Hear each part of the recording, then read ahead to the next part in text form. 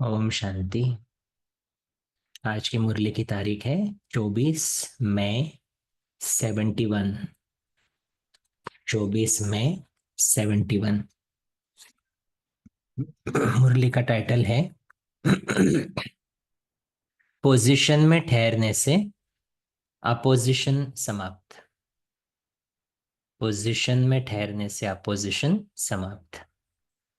जैसे आज सुबह बाबा ने कहा ना, आपको कितना अपोजिशन होता है, कितना सहन करना पड़ता है। तो बाबा कहते पोजीशन में ठहरो। तो बाबा कहता सर्व आत्माओं के सुख और शांति करता बने हो, क्योंकि दुख हरता सुख करता के सिकिलरे बच्चे हो। तो जो बाप का कर्तव्य वही बच्चों का कर्तव्य। तो आज सुबह बाबा ने कहा, क्या कहा? मैं ओबीडियंट सर्वेंट हूँ, पतितों को पावन बनाने वाला हूँ। तो बच्चों का कर्तव्य भी वही। जो विश्व के कल्याण करता व सुख करता है, उनके पास कभी भी दुख की लहर स्वप्न में भी अथवा संकल्प में भी आ नहीं सकती। किनके पास? जो विश्व के कल्याण करता व सुख करता है। तो ऐसी स्थिति बना रहे हो व इस स्थिति में स्थित रहते हो। जब से नया जन्म लिया, बाप दादा के सिकिलरे बच्चे बने, तो सर्वशक्तिवान की संतान के पास कोई भी प्रकार का संताप आ नहीं सकता। संताप अर्थात दुख की लहर तब तक है जब तक सर्वशक्तिवान बाप की स्मृति नहीं रहती अथवा उनकी संतान प्रैक्टिकल में नहीं बने। तो सुख के सागर बाप की संतान, तो दुख की लहर क्या वस्तु होती है, इसमें भी अनजान रहते हैं। तो बाबा क्या कह रहे हैं? अगर दुख हो रहा है, माना अभी तक भगवान की संतान नहीं बने हैं। क्योंकि भगवान कौन है? सुख करता। तो हम भी कौन है? मास्टर सुख करता। तो दुख की लहर आ कैसे सकती है? तो बाबा कहते सुख की लहर में ही लहराते रहते हैं। तो माया की अपोजिशन क्यों होती है? अपोजिशन का निवारण बहुत सहज है। अपोजिशन से सिर्फ अ शब्द निकाल दो तो क्या हो जाएगा? पोजीशन में ठहरने से अपोजिशन होगा। पोजीशन माना स्वमान। तो अगर स्वमान एक लेकर उसमें स्थित होने की प्रैक्टिस करे, तो क्या कोई भी माया वार करेगी? अगर अपने पोजीशन पर स्थित है तो माया की अपोजिशन नहीं होगी। सिर्फ एक शब्द कट कर देना है, अपने पोजीशन में ठहरना, यही याद की यात्रा है। अंडरलाइन। अ शब्द को कट कर देना तो क्या हो गया? अपोजिशन के जगह पर हो गया पोजीशन। तो बाबा कहते पोजीशन में ठहरना यही याद की यात्रा है। जो हूं जिसका हूं उसमें स्थित होना, यही याद की यात्रा है। मुश्किल है क्या? तो जो है, जो जैसा है ऐसा अपने को मानने में मुश्किल होता है क्या? तो आप लोगों ने असलियत को भुला दिया है। हम्म? इसलिए तो हर एक मुरली में स्वमान मिलते हैं ना। कल था आकर्षण मूर्त, आज है अव्यक्त फरिश्ता, आज फिर मिला ओबीडियंट सर्वेंट, विश्व के कल्याणकारी आत्माएं। तो बाबा कहते हैं ये सभी स्वमान आपको जो मिले हैं उसी को भूल जाते हो आप, क्योंकि वो आपकी असलियत है। तो बाबा कहते हैं आप लोगों ने असलियत को भुला दिया है, उसमें स्थित कराने की ही तो शिक्षा मिली है। तो असली रूप में ठहरना मुश्किल होता है व नकली रूप में ठहरना मुश्किल होता है। पवित्रता मेरा असली रूप है, अपवित्रता नकली रूप है। तो बाबा कहते फिर इजी क्या होना चाहिए? पवित्रता इजी होनी चाहिए ना। तो बाबा कहते होली के अथवा दशहरे के दिनों में छोटे बच्चे आर्टिफिशियल नकाब पहनते हैं। उन्हों को कहो कि ये नकली नकाब उतार, असली रूप में हो जाओ, तो क्या मुश्किल होगा? कितना समय लगेगा? तो आप लोगों ने भी तो ये खेल किया है ना, क्या क्या नकाब धारण किए, कब बंदर का, कब असुर का, कब रावण का, कितने नकली नकाब धारण किए हैं।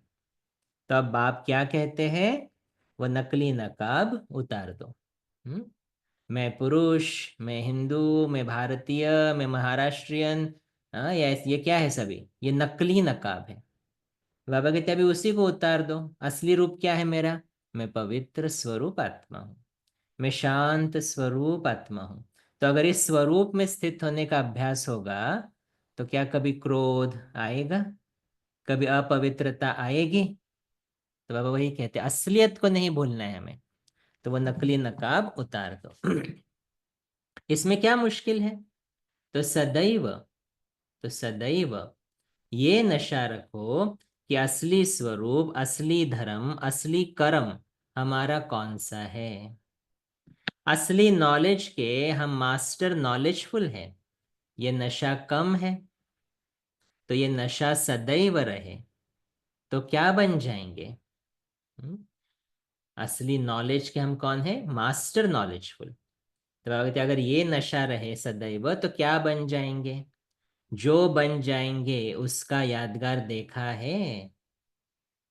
दिल वाला मंदिर है तपस्वी कुमार और तपस्वी कुमारियों का यादगार, और सदैव नशे में स्थित रहने का यादगार कौन सा है, अचलगढ़। हम्म? ये जो सदैव नशा में रहता है वो कभी हलचल में नहीं आएगा ना, तो इसलिए क्या यादगार है, अचलगढ़। तो सदैव उस नशे में रहने से अचल अडोल बन जाएंगे। फिर माया संकल्प रूप में भी हिला नहीं सकती, ऐसे अचल बन जाएंगे। यादगार है ना कि रावण संप्रदाय ने पाव हिलाने की कोशिश की लेकिन जरा भी हिला न सके। ऐसा नशा रहता है कि ये हमारा यादगार है, या समझते हो कि ये बड़े बड़े महारथियों का यादगार है, ये मेरा यादगार है। ऐसा निश्चय बुद्धि बनने से विजय अवश्य प्राप्त हो जाती। तो ये कभी भी नहीं सोचो ये कोई और महारथियों का है और हम तो पुरुषार्थी हैं। अगर निश्चय में स्वरूप की स्मृति में ही कमजोरी होगी तो कर्म में भी कमजोरी आ जाएगी। अंडरलाइन। क्यों हम मेजॉरिटी टाइम्स फेल हो रहे हैं, क्योंकि अभी भी लगता है ये दादियों का यादगार है, ये महारथियों का यादगार है, ये जो बड़े बड़े सेवा करते स्टेज पर आते उनका यादगार है। ऐसा क्यों नहीं लग रहा है कि ये मेरा यादगार है। किसी देवी की मूर्ति देखते तो समझते हाँ ये ना इस दीदी का होगा या इस दादी का होगा, मेरा है ऐसा क्यों नहीं लग रहा है अभी तक। और इसलिए बाबा कहते हैं अगर ये निश्चय में ही कमी है कि ये मैं हूं, तो बाबा कहते हैं कर्म में भी कमजोरी आ जाएगी। तो सदैव हर संकल्प निश्चय बुद्धि का होना चाहिए। कर्म करने के पहले ये निश्चय करो कि विजय तो हमारी हुई पड़ी है। अनेक कल्प विजयी बने हो, जब अनेक कल्प, अनेक बार विजयी बन, विजय माला में पिरोने वाले, पूजन होने वाले बने हो, तो अब वो रिपीट नहीं करेंगे। वही बना हुआ कर्म दोबारा रिपीट करना है। इसीलिए तो कहा जाता है बना बनाया बन रहा। बना हुआ है, बना बनाया है, लेकिन अब फिर से रिपीट कर बन रहा। लेकिन अब फिर से रिपीट कर बना बनाया जो कहावत है उसको पूरा करना है। है बना बनाया लेकिन नेक्स्ट क्या है, बन रहा है। तो ऑलरेडी है एग्जिस्टिंग लेकिन अभी उसको फिर से रिपीट कर रहे हैं ना। तो जब निश्चय हो जाता है कि मैं ये हूं व ये मुझे करना ही है, मैं कर सकता हूं, तब वो नशा चढ़ता है। निश्चय नहीं तो नशा भी नहीं चढ़ता, और निश्चय है तो नशे के स्थिति के सागर में लहराते रहेंगे। ऐसी स्थिति का अनुभवी मूर्त जब बन जाएंगे तो आपकी मूर्त से सिखलाने वाले की सूरत दिखाई देगी। तो ऐसे बने हो वह बन रहे हो। संकल्प में भी हलचल नहीं है, संकल्प में भी निश्चय पक्का है। बाबा कहते हैं, ऐसे बने हो वह बन रहे हो, सफलता के सितारे हो, उम्मीदवार सितारे हो, सफलता तो जन्म सिद्ध अधिकार है। क्योंकि जब सर्वशक्तिवान कहते हो, तो असफलता का कारण ही है शक्तिहीनता। कहीं पर भी शक्ति कम हो जाना तो क्या हो जाएगा? असफलता। जैसे देखो, बाबा ने वरदान दिया, 31 को भी दिया ना, सफलता मूरत भव। सभी को मिला है ये वरदान। अभी कोई कार्य करने से पहले मैं संकल्प करूं, पता नहीं होगा कि नहीं, तो ये संकल्प ही कमजोरी को क्रिएट कर रहा है, फिर असफलता बन जाती है। इसलिए बाबा कहते है तो मास्टर सर्वशक्तिवान, लेकिन भले दृढ़ता की शक्ति कमी है, निश्चय की शक्ति कमी है, पवित्रता की शक्ति कमी है, शांति की शक्ति कमी है, तो कोई भी शक्तिहीन होने के कारण क्या हो जाता? असफलता। शक्ति की कमी के कारण माया से हार खाते हैं। जब सर्वशक्तिवान बाप की स्मृति में रहते हैं, तो सर्वशक्तिवान के बच्चे होने के कारण सफलता तो जन्म सिद्ध अधिकार हो गया। हर सेकंड में सफलता समाई हुई होनी चाहिए। असफलता के दिन समाप्त। अब सफलता हमारा नारा है, ये स्मृति में रखो। 18 जनवरी का विशेष वरदान मिल रहा है फिर से एक बार। क्या है? सफलता हमारा नारा है। मैं सफलता मूर्त आत्मा हूँ। सफलता मेरा जन्म सिद्ध अधिकार है। अपने आप से रिपीट करो ये सभी अपने अपने घर में। सफलता मेरा जन्म सिद्ध अधिकार है। तो बाबा कहते हैं स्मृति में रखो। बहुत सहज सरल रास्ता है जो सेकंड में अपने को नकली से असली बना सकते हो। इतना सरल मार्ग कब मिलेगा? कभी भी नहीं। माया के अधीन क्यों बनते हो? क्योंकि ऑल माइटी अथॉरिटी के बच्चे हैं, ये भूल जाते हो।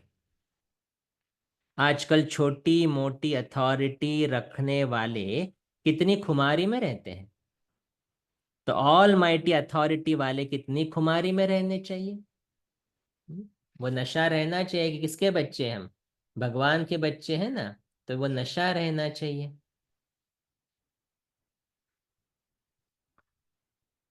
शास्त्रवादी जो अपने को शास्त्रों की अथॉरिटी मानते हैं, वो भी कितनी खुमारी में, कितनी उल्टी नॉलेज के निश्चय में रहते हैं। किसने सुनाया, किसने देखा, कुछ भी पता नहीं। फिर भी शास्त्रों की अथॉरिटी मानने के कारण अपनी हार कभी नहीं मानेंगे। तो आप लोगों की सर्व से श्रेष्ठ अथॉरिटी है। ऐसे अथॉरिटी से किसी के भी सामने जाओ तो सभी सिर झुकाएंगे। लिटरली सिर नहीं झुकाएंगे, लेकिन आपकी बात मानेंगे, आपको अपोजिशन नहीं करेंगे अगर अथॉरिटी। इसलिए तो बाबा ने बीच में क्या कहा? रुहाब और रहम। कहीं पर भी जाओ, दो शब्द कौन से? रुहाब और रहम। तो रुहाब माना वो अथॉरिटी, स्पिरिचुअल अथॉरिटी। आप लोग नहीं झुक सकते, तो अपनी अथॉरिटी को कायम रखो। अभी इसमें ईगो की बात नहीं है, इसको गलत तरीके से नहीं लेना है। आप लोग नहीं झुक सकते माना आप उस उनके प्रभाव में नहीं आ सकते अगर आप अथॉरिटी में हो। अगर आप में ही निश्चय की कमी है तो क्या हो जाएगा? फिर वो कुछ कहेगा, मेरा मन वहां भटकेगा, कहेंगे हाँ ये तो राइट है, साइंस तो ऐसे कहता, शास्त्र तो ऐसे कहते, फिर क्या राइट क्या रॉन्ग उसमें चले जाएंगे। लेकिन बाबा पर निश्चय है, बाबा के महावाक्यों पर निश्चय है, खुद में निश्चय है, तो बाबा कहते आप झुक नहीं सकते फिर। तो अपनी अथॉरिटी को कायम रखो, आप विश्व को झुकाने वाले हो। सभी आत्माएं अभी भी किसके मंदिर में जा रही है? हमारे मंदिर में ही तो जा रही ना, झुक रही है ना वहां पर, हमारे यादगारों के सामने ही तो झुक रही है। तो बाबा कहते जो विश्व को झुकाने वाले हैं वो किसी के आगे झुक नहीं सकते, माना प्रभावित नहीं हो सकते। हाँ, तो जहाँ झुकना पड़े, जैसे लौकिक में रहते हैं, पूजा है, कोई बड़ा घर पे आता है, तो झुको, पैर छुओ उनके, उसमें ये चीजें इसमें अप्लाई नहीं करनी है कभी। क्योंकि लौकिक में ये सब निभाना पड़ता है। लेकिन झुकते नहीं माना मन से झुकते नहीं, फिजिकली नहीं। तो जो विश्व को झुकाने वाले हैं वो किसी के आगे झुक नहीं सकते। उस अथॉरिटी की खुमारी से किसी भी आत्मा का कल्याण कर सकते हो। ऐसी खुमारी को कभी भी नहीं भूलना। बहुत समय से अभूल बनने से भविष्य में बहुत समय के लिए राजभाग्य प्राप्त करेंगे। अगर अभी बहुत समय अभूल बनेंगे, माने याद रखेंगे ये अथॉरिटी, तो बाबा कहते भविष्य में भी राज्य भाग्य उतना समय प्राप्त करेंगे।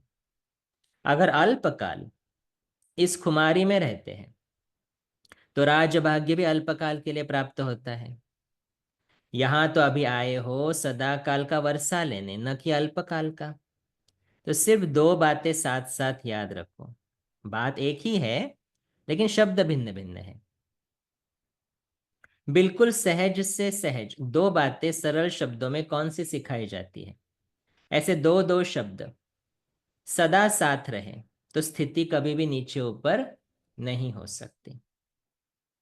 अलफ और बादशाही याद रहे, अलफ और बे कहते हैं ना, अलफ और बादशाही याद रहे तो कभी स्थिति ऊपर नीचे नहीं होगी।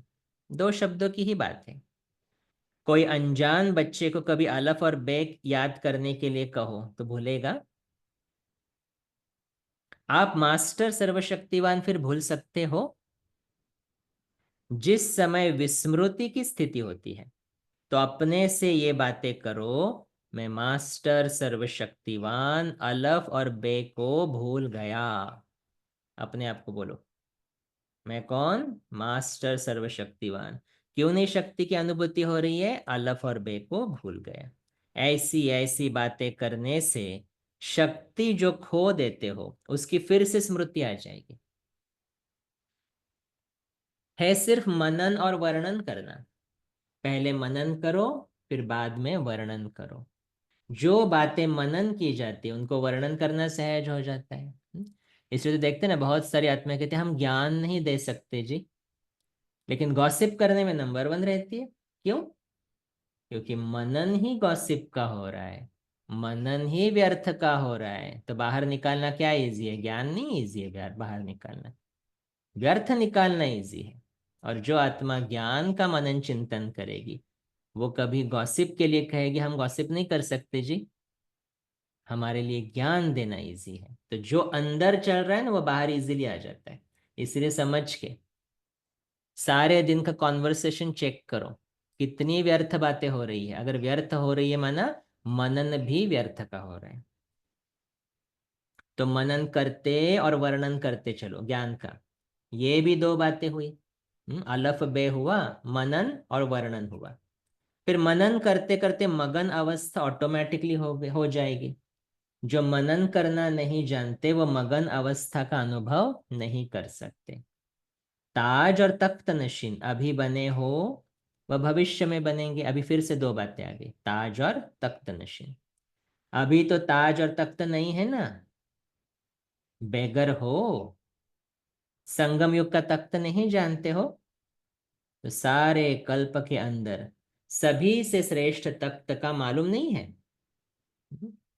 वो तो विश्व राज्य का तख्त है, और सत्युग और त्रेता में। हाँ, फिर उसके बाद द्वापर और कलयुग में तख्त ही नहीं है, भूल जाते हैं ना। वो भी नहीं चाहिए तख्त, ये भी नहीं चाहिए। लेकिन बाबा कहते सबसे ऊंचा तख्त कौन सा है? वो है बाप का दिल तख्त। तो ये संगम युग का तख्त नहीं जानते हो? सारे कल्प के अंदर सभी से श्रेष्ठ तख्त का मालूम नहीं है? तो बाप दादा के दिल रूपी तख्त नशीन नहीं बने हो? जब याद रहेगा तब तो बैठेंगे। तख्त है तो ताज भी होगा, ताज के बिना तख्त होगा ही नहीं। तो कौन सा ताज धारण करने से तख्त नशीन बनेंगे? बाप दादा संगम पर ही ताज और तख्त नशीन बना देते हैं। दो शब्द फिर से आ गए। तो ये ताज और तख्त के आधार पर भविष्य ताज और तख्त मिलता है। तो अभी धारण नहीं करेंगे तो भविष्य में कैसे धारण करेंगे? आधार तो संगम युग है ना। ताज भी धारण करना पड़े, तिलक भी धारण करना पड़े और तख्त नशीन भी बनना पड़े। तिलक सदैव कायम रहता है। बाबा पूछ रहे हैं, तिलक सदैव कायम रहता है वह कभी कभी मिट जाता है। तो ताज, तिलक और तख्त, ये तीनों ही संगम युग की बड़ी से बड़ी प्राप्ति है। इस प्राप्ति के आगे भविष्य राज्य कुछ भी नहीं। जिसने संगम युग का ताज तख्त नहीं लिया, उसने कुछ भी नहीं लिया। समझा? संगम युग का ताज विश्व कल्याण की जिम्मेवारी का ताज है। संगम युग का तख्त, एक तो भ्रुकुटी तख्त है, दूसरा बाप का दिल तख्त है। और तिलक, आत्मिक स्मृति का तिलक, विजय का तिलक। और किसने दिया है तिलक? वो स्वयं भगवान ने। तो अगर ये नहीं लिया संगम युग में, तो कुछ भी नहीं लिया।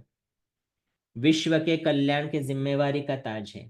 तो जब तक ये ताज धारण नहीं करते, तब तक बाप के दिल रूपी तख्त पर विराजमान नहीं हो सकते। अपना हक जमा करके जाना, नहीं तो बड़ा मुश्किल होगा। हम्म? कौन सा ताज धारण करना है? विश्व के कल्याण का। तो बैठेंगे दिल तख्त पर, नहीं तो बाबा, बाबा को सर्विसेबल बच्चे प्यारे हैं ना। तो मधुबन में ताज और तख्त नशीन बनकर जाना। जब हिम्मतवान निश्चय बुद्धि बनते हो, तभी तो मधुबन में आते हो। अभी देखो फिर से दो बातें आई, हिम्मतवान और निश्चय बुद्धि। तो मधुबन में आते ही हो अपनी ताज पोशी करने, बिगर ताज के नहीं जाना। भले घर में जाके गिरा होगा वो ताज, लेकिन मधुबन में जाते हैं तो, अभी पंजाब टर्न है ना कल, तो ताज पोशी, बिना ताज के नहीं जाना। बाप दादा का तख्त इतना बड़ा है कि जो जितना भी चाहे उतना विराजमान हो सकते हैं। उस स्थूल तख्त पर तो सभी नहीं बैठ सकते, लेकिन ये तख्त इतना बड़ा है, तो बड़े से बड़े बाप के बच्चे बड़े से बड़े तख्त नशीन होते हैं। तख्त नशीन होते हैं। अच्छा। ओम शांति। हम्म। तो एक अनाउंसमेंट, आज ये लास्ट मुरली है हम जो सीरीज कर रहे थे उसकी, क्योंकि कल 5 बजे सूरज भाई का क्लास शुरू होगा, इसलिए कल तो मुरली नहीं ले रहे हैं। फिर इसके बाद हम वापस कभी मिलेंगे, उसकी अनाउंसमेंट करेंगे। लेकिन अभी इसके इस सीरीज को, अव्यक्त मुरली की, हम विराम दे रहे हैं। आशा करते हैं सभी को उसका कुछ फायदा हुआ होगा।